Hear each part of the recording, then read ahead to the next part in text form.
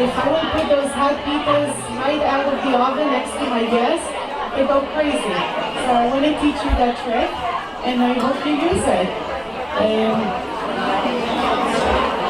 Oh yeah. Okay.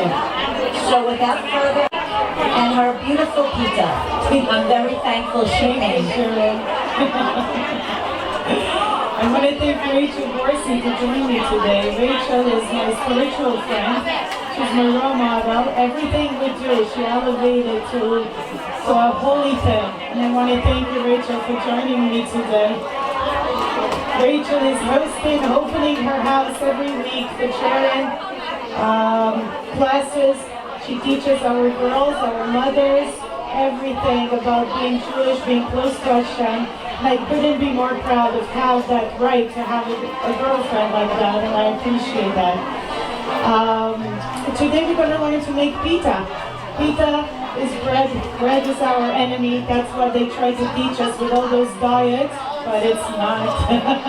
It's actually the source of our bracha in life. I want to tell you that when everybody goes to the big rabbi and asks him, Rabbi, I need the blessing. How am I going to be more rich? How am I going to have prosperity? You just need to do Birkat HaMazon. But you can't do Birkat HaMazon without eating bread.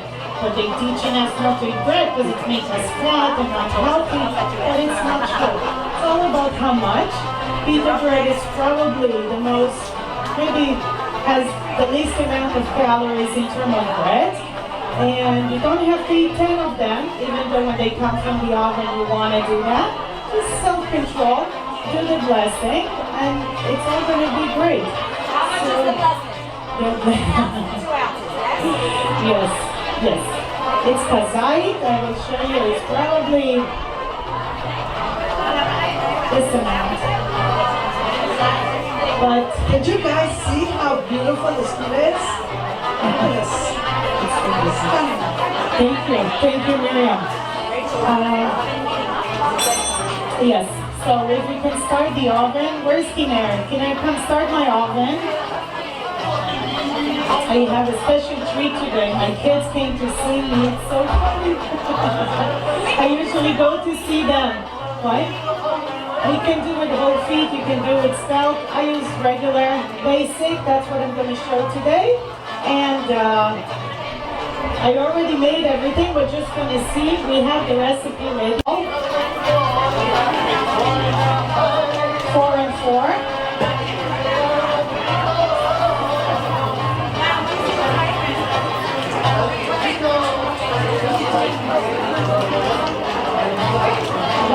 One time I went to Rachel's class, and Rachel every time gave us goodies, all those great things, and she gave us this little card of Haflashat Challah. I want to tell you that I use it every Friday, Baruch Hashem, and I can't do my challah without it, and my pita or whatever thing. And then, like, if I can't find this, you should see what happened to my kids. Where is it? And they're all running around in the house to calm down their mother to find it. So Rachel was so good, she gave me a few of them. So we put the 8 cups of flour.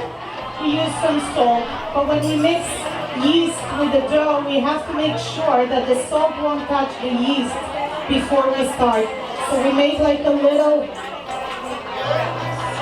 we make in the ball like a little hole, and we stick the salt inside and we cover it. Then we make in the middle of our flour in the ball, we make like a little hole, and we I'm going to put 3 tablespoons of sugar,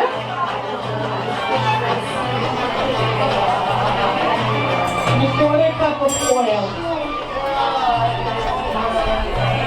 That's enough. And in a separate bowl, we're going to make our mix for yeast. Now, it's taken an hour for it to rise, but because I use a little bit hot water, I cut corner. So in a half an hour, you really can start working with your dough. So I take a tablespoon of flour, a tablespoon and a half of yeast, and some sugar. And I mix it with some water. I usually use for my tap water the hottest water I can get.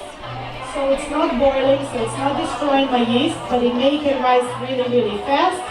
Put a little bit, and we mix it. She put a tablespoon of sugar. Mix it.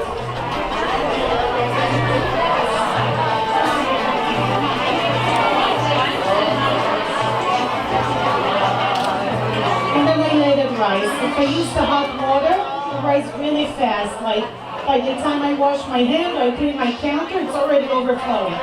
So be aware of that. And once it's done, what? It's helping rise faster. Good with the flour. And you mix all that. Let's go in here.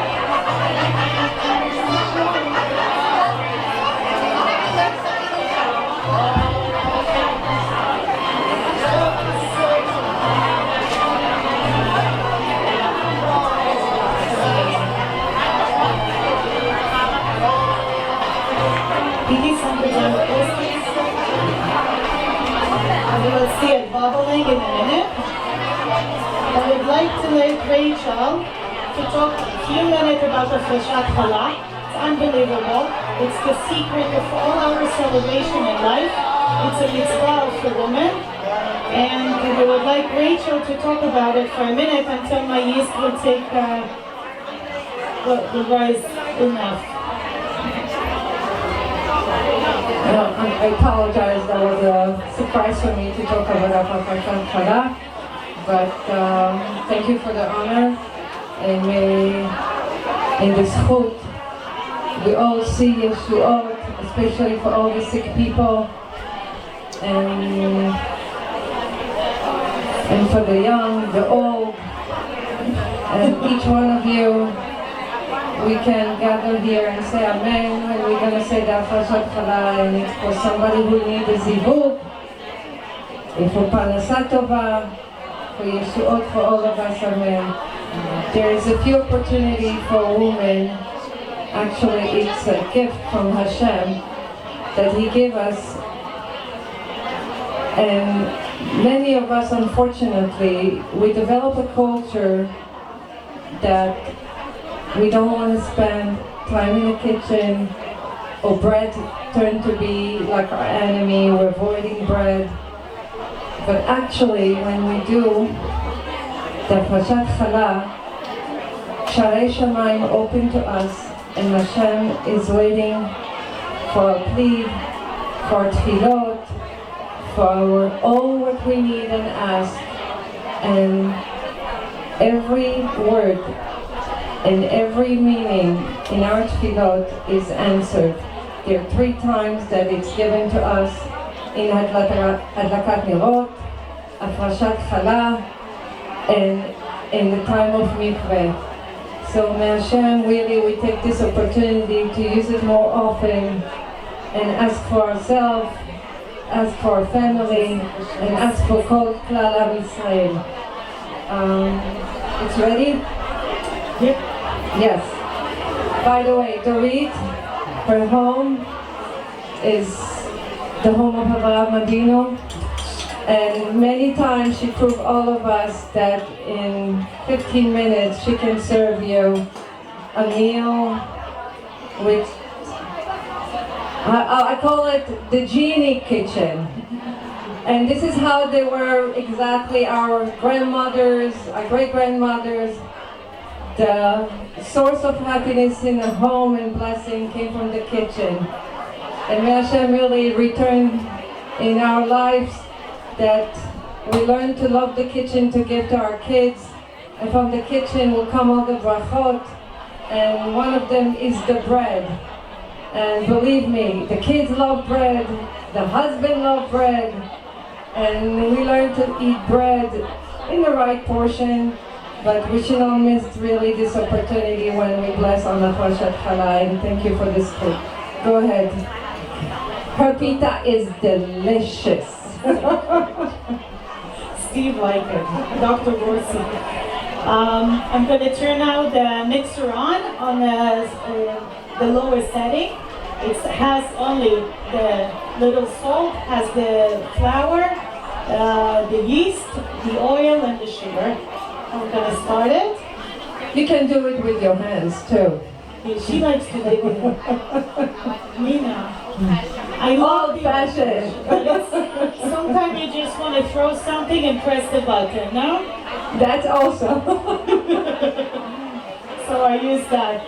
So I put in the recipe between 3 to 3.5 cups of water for the 2 pounds of flour. It's probably more 3, close to 3.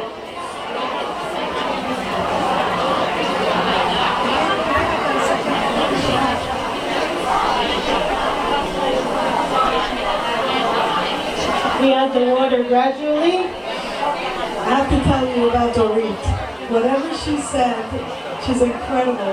Every time I speak to her, she's doing another Sheva Brachot in her house, or an engagement party, just everything is always in her house. She's incredible. Thank you, Maria.